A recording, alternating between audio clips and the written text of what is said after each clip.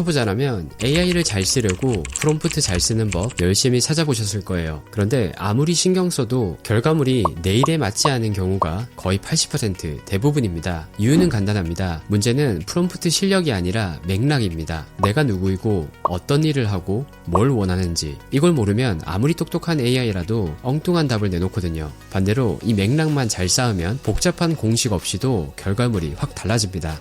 그래서 이번 영상에선 그 맥락을 1층부터 3층까지 쌓아볼게요. 1층엔 지침으로 내가 누구이고 뭘 원하는지, 2층엔 예시로 내 결과물이 어떻게 생겼는지, 3층엔 연결로 메일이나 캘린더 같은 바깥 맥락까지 끌어오는 것까지 이 세 층이 쌓이면 나를 알아서 도와주는 내 업무의 두 번째 뇌가 완성됩니다. 시작하기 전에 이런 영상을 앞으로도 기대한다면 이 영상의 좋아요와 응원 댓글도 부탁드릴게요. 자, 그럼 첫 번째 단계입니다. 오늘 우리가 쌓을 가장 첫 번째 층은 바닥입니다. 앞으로 제가 클로드랑 어떤 대화를 하든 항상 깔려 있어야 하는 저에 대한 기본 정보입니다. 제가 어떤 일을 하는 사람이고 누구를 위해 그 일을 하고 어떤 식으로 답을 받고 싶은지, 이건 업무든 가게 운영이든 글쓰기든 상관없이 내 상황을 한 번만 정해두면 새 채팅을 열 때마다 다시 설명할 필요가 없어집니다. 그 바닥을 까는 곳이 바로 프로젝트와 지침입니다. 먼저 프로젝트를 만들어 볼게요. 왼쪽 사이드바에서 프로젝트를 클릭하고 새 프로젝트 만들기를 선택하세요. 이름부터 정할게요. 저는 이 시스템을 내 업무 비서라고 부를게요. 설명에는 이 프로젝트가 무슨 일을 하는지 한 줄로 적어줍니다. 작성 후 프로젝트 만들기 버튼을 클릭하세요. 프로젝트가 만들어지면 오른쪽에 지침이라는 칸이 보입니다. 클릭해 볼게요. 여기가 이번 단계의 핵심입니다. 그런데 여기서 거의 모든 분들이 똑같이 멈칫합니다. 지침에 대해 뭘 써야 하지? 방법은 의외로 간단합니다. 오늘 새로 입사한 신입 직원한테 인수인계한다고 생각해보세요. 내가 무슨 일을 하는 사람이고 누구한테 보고하고 보고서는 어떤 식으로 받고 싶은지 그걸 그대로 글로 적으면 그게 바로 지침이 됩니다. 저는 이렇게 적어봤어요. 구조를 보시면 크게 두 덩어리입니다. 위쪽은 내가 누구인지, 아래쪽은 어떻게 답해줬으면 하는지. 여기서 하나만 짚고 갈게요. 지침에는 정해진 양식이 없습니다. 당신은으로 시작하든 너는으로 시작하든 대괄호로 묶든 번호를 붙이든 클로드는 웬만하면 다 알아듣습니다. 오히려 형식을 외우려고 애쓰는 순간 AI 활용이 더 어려워진다고 생각해요. 나중에 자기만의 틀이 생기면 그땐 그걸 쓰셔도 되지만 지금 우리가 신경 쓸 건 딱 하나, 맥락을 담아보는 겁니다. 내가 이 사람한테 일을 맡긴다면 나에 대해 뭘 알고 있어야 하고 나한테 어떻게 보고해줬으면 좋을까, 그 생각만 하면서 편하게 적어보세요. 그럼 저장할게요. 자, 이게 진짜 효과가 있는지 바로 확인해 보겠습니다. 먼저 아무 설정 없는 일반 채팅을 열고 이렇게 물어볼게요. 답변 자체는 나쁘지 않아요. 주간 보고는 이런 구조로 쓰면 깔끔하다며 완료한 일, 진행 중인 일, 다음 주 계획까지 틀을 잡아줍니다. 그런데 맨 아래를 보세요. 혹시 누구한테 보고하는 건가요? 저에 대해 아무것도 모르니까 물어볼 수밖에 없는 거예요. 그럼 똑같은 질문을 방금 만든 프로젝트 안에서 입력한 뒤 요청해 볼게요. 여기서 차이가 확 드러납니다. 이번엔 누구한테 보고하냐고 대묻지도 않습니다. 이미 알고 있거든요. 곧장 팀장님 보고형으로 결론, 근거, 다음 액션 순서로 정리해주겠다고 합니다. 바로 제가 지침에 적어둔 그 보고 규칙에 따라 응답한 것입니다. 여기서 두 채팅을 통한 응답의 차이는 딱 하나, 지침에 제 기본 정보에 대한 맥락이 깔려있느냐 없느냐입니다. 이게 바로 맥락의 첫 번째 층이 하는 일입니다. 그런데 한 가지 아직 비어있는 게 있어요. 지침은 클로드한테 이렇게 답해라는 규칙은 줬지만 클로드는 정작 제 결과물이 실제로 어떻게 생겼는지는 아직 한 번도 못 봤습니다. 그래서 다음 단계에서는 설명 대신 제 진짜 예시를 보여줄게요.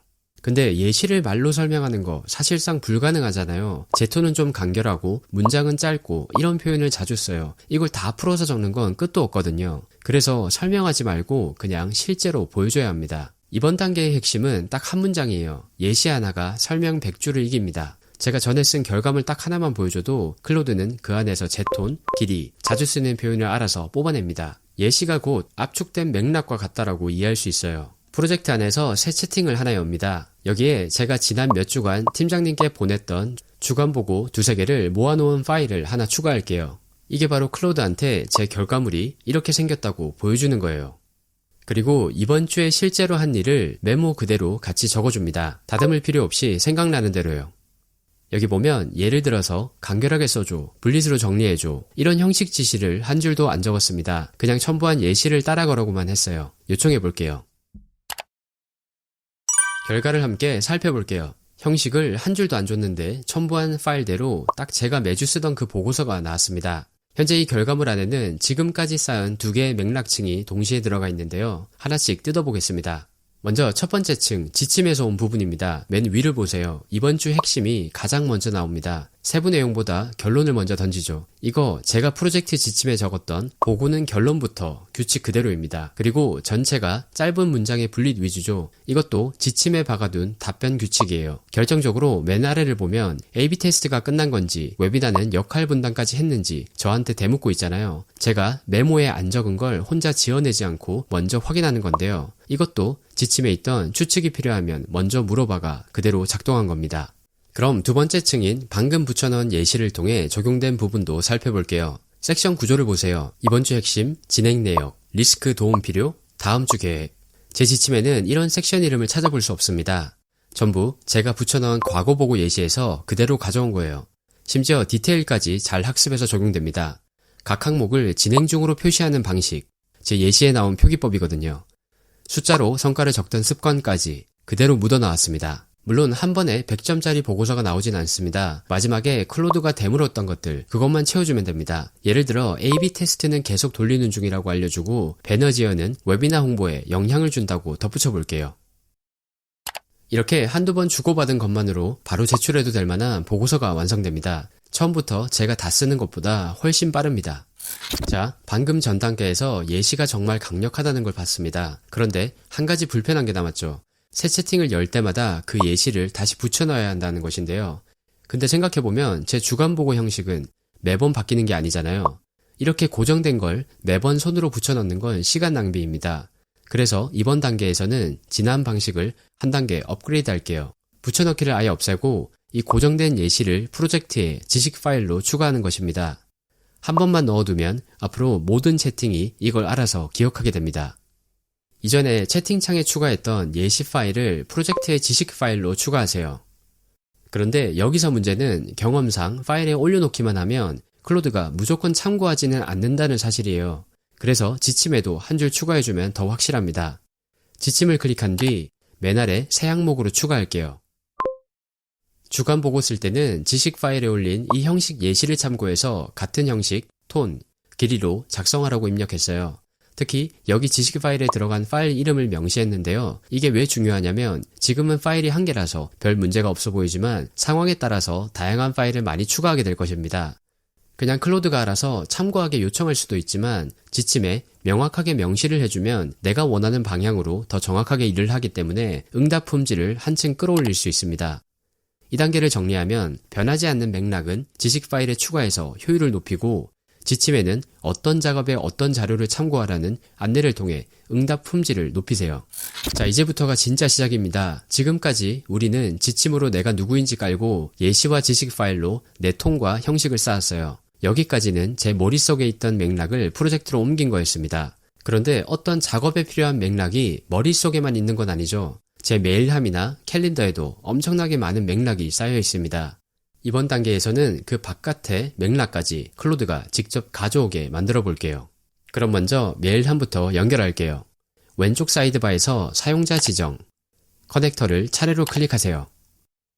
지메일 커넥터가 연결되지 않은 상태라면 여기 플러스 아이콘을 누른 뒤 커넥터 둘러보기를 클릭하세요. 이곳에 지메일을 찾아서 연결을 진행하면 되고 연결 방법은 단순히 구글 계정에 로그인만 해주면 됩니다. 저는 이미 연결했기 때문에 창을 닫을게요. 연결했다면 여기 지메일을 클릭하세요. 여기 보면 클로드가 지메일을 통해 읽거나 쓰기 또는 삭제할 때 필요한 권한 설정이 가능합니다. 저는 현재 읽기 권한을 항상 허용으로 하고 쓰기나 삭제 권한은 무조건 승인이 필요하도록 했어요. 이 부분은 본인의 상황에 맞게 자유롭게 설정하시면 되겠습니다. 그럼 만들었던 프로젝트에서 새 채팅을 열어주세요. 먼저 메일을 찾아달라고 할게요. 저는 예시로 미리 보내놓은 메일을 기반으로 찾도록 할게요. 클로드가 메일을 찾아왔습니다. 지금은 예제라서 4건이지만 실제 상황에서는 이게 10건, 20건이 될 수도 있어요. 이걸 일일이 다 열어서 무슨 내용인지 하나씩 파악하는 건 정말 시간이 오래 걸리는 일입니다. 이제 이 메일을 보고용으로 정리시켜 볼게요. 자, 결과를 보세요. 방금 가져온 제안 4건이 비용, 기대효과, 리스크, 그리고 추천 여부까지 한눈에 보이는 검토 보고표로 정리됐습니다. 그런데 그냥 표만 만든 게 아니에요. 맨 위에 결론부터 근거, 그리고 다음 액션까지 첫 번째 층 맥락인 지침에 적어둔 규칙에 따른 결과입니다. 그리고 여기가 또 하나의 핵심인데요. 이 표를 자세히 보면 부스 제한 리스크에 디자인팀이 이미 과부하하다 같은 이런 내용이 있어요. 그런데 이거 방금 가져온 메일에는 없던 내용입니다. 그럼 이건 어디서 나왔을까요? 바로 앞 단계에서 제 주간보고 예시를 지식 파일로 올렸죠.